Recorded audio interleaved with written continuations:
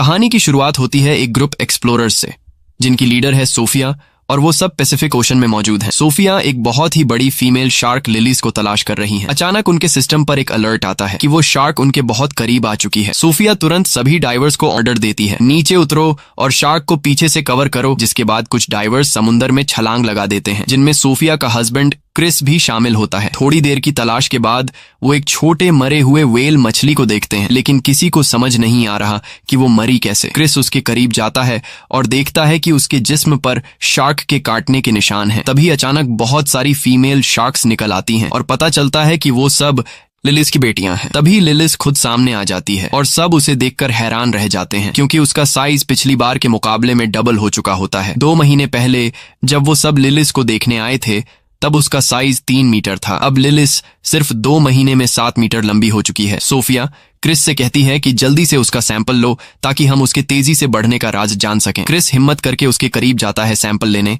लेकिन लिलिस तुरंत उस पर हमला कर देती है। उसी वक्त क्रिस और सोफिया के बीच कनेक्शन कट जाता है। सोफिया बहुत परेशान हो जाती है और खुद समुद्र में उतर जाती है ताकि अपने हस्बैंड को ढूंढ सके। वो जैसे ही नीचे जाती है, उसे क्रिस का कटा हुआ बाजू मिलता है और वहां और किसी डाइवर का कोई नामो निशान नहीं होता। वो समझ जाती है कि वो सब शार्क की खुराक बन चुके हैं, मगर वो हिम्मत नहीं हारती और फैसला करती है कि किसी तरह उस शार्क से सैंपल लेकर ही रहेगी। वो लिलिस के करीब पहुंचती है और सैंपल लेने की कोशिश करती है, लेकिन शार्क उस पर भी हमला कर देती है। सोफिया खुशकिस्मती से एक जाल में फंस जाती है, लेकिन शार्क जाल को खींचती हुई समुद्र की गहराइयों में ले जाती है। किसी तरह से वो जाल से निकलने में कामयाब हो जाती है और खुद को बचा लेती है। फिर 3 साल बीत जाते हैं और हम पहुंचते हैं पेरिस, जहां 2 नौजवान लड़के सीन नदी में मछलियां पकड़ रहे होते हैं। लेकिन अचानक उनके जाल में एक बम आ जाता है। ये देखकर वो दोनों लड़के पुलिस को इस बम की खबर देते हैं। बम की खबर सुनकर रिपोर्टर्स भी वहां आ जाते हैं। तभी पुलिस आकर लोगों को समझाती है कि वर्ल्ड वॉर 2 के दौरान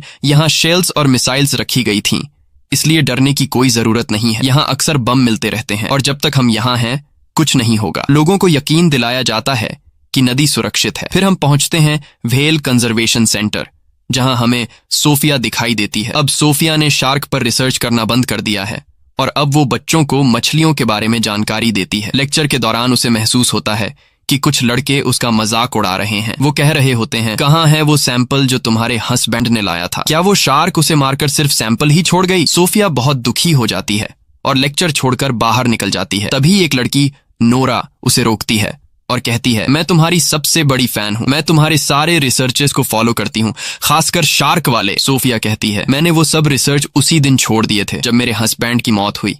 उन दिनों की याद मत दिलाओ, मुझे तकलीफ होती है। वो जाने लगती है, लेकिन नोरा कहती है, मैंने पता लगाया है कि तुमने लिलीज के शरीर में एक ट्रैकर डिवाइस लगाई थी। सोफिया हैरान रह जाती है। इसके बाद नोरा उसे अपनी ऑर्गेनाइजेशन ले जाती है ताकि डिटेल में बात कर सके। हमें पता चलता है कि नोरा ने समुद्री जीवों को बचाने के लिए एक ऑर्गेनाइजेशन बनाई है। वो समुद्र में रहने वाले जानवरों से बेहद प्यार करती है। नोरा सोफिया को बताती है कि उसने पिछले 3 साल से लिलीज की मॉनिटरिंग की है और कहती है, सोफिया, तुम्हें ये पता नहीं होगा कि लिली सब सीन नदी में है। सोफिया हैरान रह जाती है और कहती है, ये नामुमकिन है क्योंकि शार्क फ्रेश वाटर में जिंदा नहीं रह सकती। नोरा बताती है कि क्लाइमेट चेंज और पॉल्यूशन ने लिलीज की नेचर को बदल दिया है और अब वो इस माहौल में भी जीने के काबिल हो गई है। हमारे ग्रुप की कोशिश है कि उसे वापस समुद्र में भेज दें, वरना वो किसी भी वक्त मर सकती है। नोरा कहती है, मैं आज रात डाइव करने वाली हूँ, तुम भी साथ चलो सोफिया। हम दोनों शार्क को देखते हैं और उसे उसके घर वापस ले जाते हैं। सोफिया कहती है, क्या डाइव? तुम्हें क्या लगता है ये इतना आसान है? ये बहुत ज्यादा रिस्की है। ऐसा करने से तुम्हारी जान जा सकती है। ये कोई आम सी मछली नहीं, ये दुनिया की सबसे खतरनाक शार्क है। सोफिया वहां से निकलकर अपने घर पहुंचती है। घर जाकर वो अपने हस्बैंड के आखिरी मिशन की वीडियोस देखती है और वो रो पड़ती है, क्योंकि उसी ने अपनी टीम से कहा था कि वो इस मिशन में उनके साथ है। वो गिल्टी फील कर रही होती है क्योंकि वो सब उसकी वजह से मारे गए। दूसरी तरफ हम देखते हैं कि नोरा अपनी दोस्त बिन के साथ सीन नदी में एक बोट पर होती है। नोरा कहती है, क्या तू मेरे साथ नहीं उतरेगी? बिन पानी में उतरने से इनकार कर देती है और कहती है, तू जा, मैं यहाँ तेरा ध्यान रखती हूँ। नोरा अकेले ही पानी में उतरती है और लिलीज को हर जगह ढूंढती है। दूसरी ओर सोफिया सिस्टम में लिलीज की मूवमेंट्स ट्रैक कर रही होती है। वो देखती है कि शार्क नोरा की तरफ बढ़ रही है, जिसके बाद वो पुलिस को कॉल करती है और बताती है कि नोरा अकेले रिवर के पानी में शार्क को ढूंढने गई है। नोरा अब भी शार्क को तलाश रही होती है। फिर वो एक कार के करीब जाती है जिस पर शार्क के अटैक के निशान होते हैं। उसी वक्त उसे पुलिस के सायरन की आवाज आती है तो वो समझ जाती है कि पुलिस नदी तक पहुंच गई है। वो फौरन पानी से बाहर आती है और भागने की कोशिश करती है, मगर पुलिस उसे पकड़ लेती है क्योंकि इस रिवर में डाइविंग मना है। सोफिया भी उसी वक्त वहां पहुंच जाती है और नोरा को पुलिस के हाथों गिरफ्तार होते हुए देखती है, मगर वो कुछ नहीं कर सकती। पूरी रात वो नदी के पास खड़ी रहती है लिलीज की मूवमेंट्स को ट्रैक करने के लिए। अगले दिन नोरा अब भी पुलिस स्टेशन में होती है क्योंकि वो कुछ भी बोलने को तैयार नहीं होती कि वो नदी में क्यों गई थी। वो सिर्फ कहती है, बस यार मैं तो नहाने गई थी। इंस्पेक्टर का नाम आदिल होता है। वो कहता है, तुम यहां से बाहर तभी निकलोगी जब सच बोलोगी। नहाने की कहानी छोड़ो, हमें बेवकूफ समझा है क्या? नोरा कहती है, सुनो भाई, मैं शार्क ढूंढने गई थी। आदिल हंसता है, क्या तू मेरे साथ मजाक कर रही है? नदी में शार्क? ये तो जहरीला पानी है। और फिर वो यहाँ आई कहां से? तुमने मुझे बेवकूफ समझा है? नोरा कहती है, मेरा यकीन करो, मैं पानी में शार्क को ढूंढने गई थी। लेकिन अफसर मानने को तैयार नहीं था। दूसरी तरफ सोफिया अब भी उसी जगह पर मौजूद होती है जहां कल रात थी।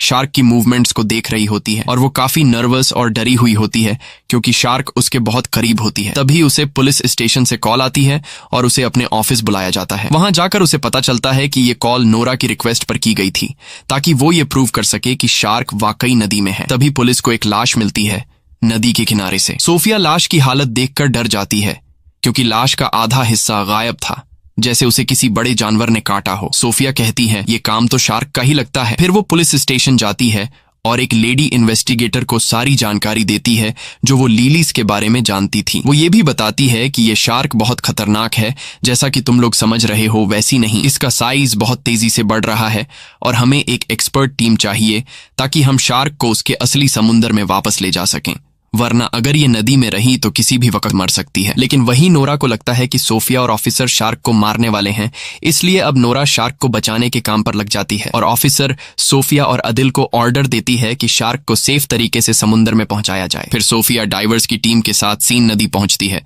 ताकि शार्क को पकड़ सके। दूसरी तरफ नोरा भी चुपचाप उनका पीछा करती है और दूर से शार्क की मूवमेंट्स को देखती रहती है। सोफिया और उसकी टीम ट्रैकर के जरिए लिलीज की लोकेशन फिक्स कर लेते हैं। डाइवर्स जल्दी से सूट पहन के नदी में उतर जाते हैं। नोरा को लगता है कि वो लिलीज को मार देंगे तो फौरन अपनी दोस्त बिन को कॉल करती है और कहती है कि वो ट्रैकर सिस्टम हैक कर दे ताकि डाइवर्स शार्क की लोकेशन ट्रेस न कर सकें। बिन उसकी बात मान लेती है और सिस्टम बंद कर देती है। तभी डाइवर्स पानी में लिलीज को तलाश करते रहते हैं और वो लिलीज के काफी करीब होते हैं। उन्हें उसकी मूवमेंट का एहसास होने लगता है। तभी ट्रैकर अचानक बंद हो जाता है और वो उसका लोकेशन नहीं जान पाते। वो सब जल्दी से ऊपर आ जाते हैं इससे पहले कि शार्क उन्हें मार डाले। आदिल हैरान रह जाता है कि ट्रैकर अचानक कैसे बंद हो गया और वो सोफिया से कहता है, मुझे लग रहा है कि ये सब तुम्हारा किया धरा है। कसम से अगर कंफर्म हो गया कि तूने ये किया है तो ये तेरे लिए जिंदगी का आखिरी दिन होगा। सोफिया उसकी बातों से नाराज हो जाती है और वहां से चली जाती है और इत्तेफाक से वो नोरा को दूर से देखती है जो छुप के सब कुछ देख रही होती है। तो वो फौरन समझ जाती है कि उसी ने ट्रैकर का सिस्टम खराब किया है। रात को आदिल अपनी अफसर से बात कर रहा होता है और कहता है कि हमें दरिया के आसपास सब रुकावटें लगा देनी चाहिए जब तक हम उस शार्क तक नहीं पहुंचते। तो वो कहती है कि हम नदी का किनारा बंद नहीं कर सकते क्योंकि कुछ दिनों बाद यहाँ एक बहुत बड़ा रेस फेस्टिवल शुरू होने वाला है जिसे हम किसी भी हालत में रद्द नहीं कर सकते। पता चलता है कि ये फेस्टिवल एक बड़ी स्विमिंग रेस है जो सीन नदी में होने वाली है और इसमें देश के सबसे प्रोफेशनल स्विमर हिस्सा लेने वाले हैं। जाहिर है कि सिटी मेयर इस फेस्टिवल को कैंसिल नहीं करेगी क्योंकि इस पर $1 अरब से ज्यादा डॉलर खर्च हो चुके हैं। आदिल बहुत मायूस हो जाता है और सोफिया के बारे में सर्च करता है और उसे सब कुछ पता चल जाता है कि उसके आखिरी मिशन के बाद क्या हुआ था। उसका हस्बैंड और पूरी टीम मर गई और वो अब भी खुद को कसूरवार मानती है। आदिल बहुत दुखी होता है कि उसने उसके साथ सख्त बात की और उसे नाराज करके भेज दिया। अगले दिन नूरा एक वीडियो बनाती है जिसमें वो शार्क के साथ हो रहे जुल्म पर बात करती है। वो कहती है कि हर साल लाखों शार्क मार दी जाती हैं ताकि ब्यूटी प्रोडक्ट्स और अमीरों के खाने बन सकें। ये क्रिएचर भी इंसानों की तरह जीने का हक रखती है। वो अपने जैसे नौजवानों से कहती है कि वो उसकी ऑर्गेनाइजेशन में शामिल हों और लिलीज शार्क को समंदर वापस पहुंचाने में मदद करें। सरप्राइज ये होता है कि वीडियो को लाखों व्यूज मिलते हैं और उसकी टीम में सैकड़ों नौजवान शामिल हो जाते हैं। सबका एक ही मकसद होता है, लिलीज को सलामती से समंदर तक वापस ले जाना। फिर आदिल सोफिया से मिलता है और कहता है, मैं माफी चाहता हूं अपनी बदतमीजी के लिए और वादा करता हूं कि मैं तुम्हें सिटी मेयर से मिलवाऊंगा। तुम उसे सब कुछ समझाओ। जिसके बाद आदिल सोफिया को मेयर से मिलवाने ले जाता है। सोफिया मेयर को सारा किस्सा सुनाती है और स्विमिंग रेस बंद करवाने की रिक्वेस्ट करती है, मगर मेयर कहती है कि हजारों फौजी वहां पर मौजूद होंगे और फेस्टिवल अपने टाइम पर ही स्टार्ट होगा, कोई शोर शराबा नहीं चाहिए। सोफिया गुस्से में आकर कहती है, ये फेस्टिवल कैंसिल होना चाहिए, वरना तुम सैकड़ों लोगों को मौत के मुंह में भेज दोगी। अगर वो लोग नदी में उतरे तो लेलिस एक एक करके सबको खा जाएगी, और तुम्हें अंदाजा भी नहीं है कि लेलिस दुनिया की सबसे खतरनाक शार्क है जिसे कोई भी काबू नहीं कर सकता। मेयर कहती है, देखो बहन, साफ साफ बात सुन लो, फेस्टिवल कैंसिल नहीं होगा, सरकार ने $1 मिलियन खर्च किए हैं इस पर। फिर मेयर पुलिस को ऑर्डर देती है कि किसी भी कीमत पर उस शार्क को मार दिया जाए। पुलिस सोफिया से मदद मांगती है तो सोफिया कहती है, मैं एक प्लान बनाऊंगी कि हम उसे नदी से निकालकर समंदर ले जाएं, मगर उसे मारा नहीं जाएगा। वो एक प्लान बनाती है जिसमें खास फ्रीक्वेंसीज के जरिए शार्क को ट्रैप किया जाएगा और थोड़ी देर के लिए बेहोश करके उसे समंदर में शिफ्ट कर दिया जाएगा। मगर प्लान शुरू होने से पहले बेन आ जाती है और वो मान जाती है कि उसने ही ट्रैकर सिस्टम खराब किया था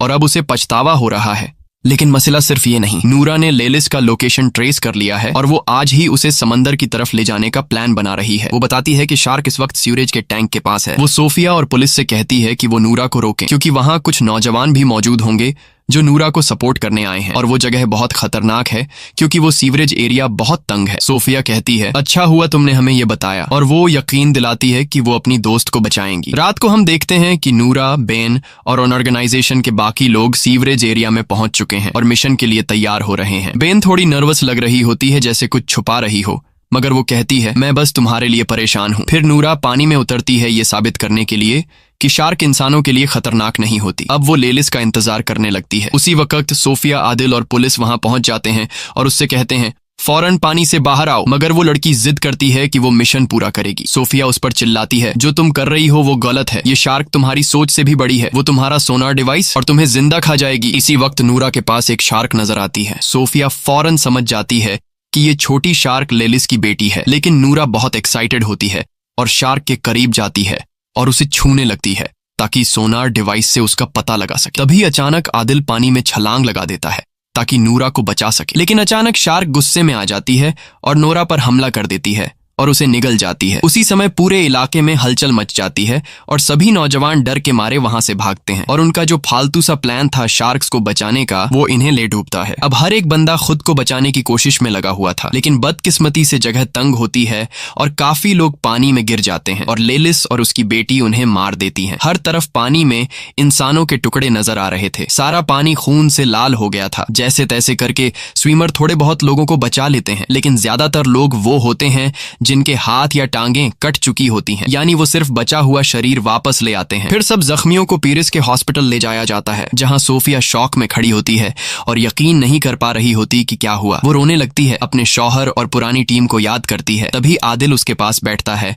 और उसे तसल्ली देता है। कुछ देर बाद आदिल और सोफिया को सीवरेज एरिया में बुलाया जाता है। जब वो वहां पहुंचते हैं तो लेलिस की बेटी की लाश मिलती है। उसे लैब ले जाया जाता है ताकि सोफिया उस पर रिसर्च करे, शायद कोई क्लू मिल जाए। उसी समय सोफिया को पता चलता है कि ये शार्क सिर्फ 2 महीने की है और वो प्रेग्नेंट भी है, और सोफिया को लेलिस की बढ़ती हुई ग्रोथ का भी पता चल जाता है। हैरान करने वाली बात ये होती है कि ये फीमेल शार्क बिना किसी मेल शार्क के कोलैब किए बच्चे पैदा कर सकती है, यानी बिना नर के खुद ब खुद बच्चे देना। सोफिया समझ जाती है कि ये शार्क बहुत बड़ी आफत है, क्योंकि लेलिस की तादाद कुछ महीनों में बहुत ज्यादा बढ़ जाएगी और ये इंसानों के लिए बहुत बड़ा खतरा बन सकता है। इसीलिए लेलिस और उसकी सारी नस्ल को खत्म करना बहुत जरूरी है, वरना वो इंसानों को खत्म कर देगी। अगले दिन सोफिया और उसकी टीम मेयर के ऑफिस पहुंचती है और उसे सारी नई जानकारी देती है। मेयर बहुत नाराज होती है क्योंकि मिशन नाकाम हो चुका होता है और स्विमिंग फेस्टिवल स्टार्ट होने में सिर्फ कुछ ही घंटे बाकी होते हैं। वो कहती है कि किसी भी तरह इस शार्क को मारो। सोफिया उस पर गुस्सा करती है और कहती है, तुम्हारे लिए पैसे ज्यादा अहम हैं या लोगों की जानें? मेयर गुस्से में कहती है, बाहर निकलो यहाँ से। और फिर वो फैसला करती है कि शार्क को मारने की जिम्मेदारी अब फौज को दी जाएगी। फिर सोफिया और आदिल कैफे में बैठे बात कर रहे होते हैं। सोफिया कहती है,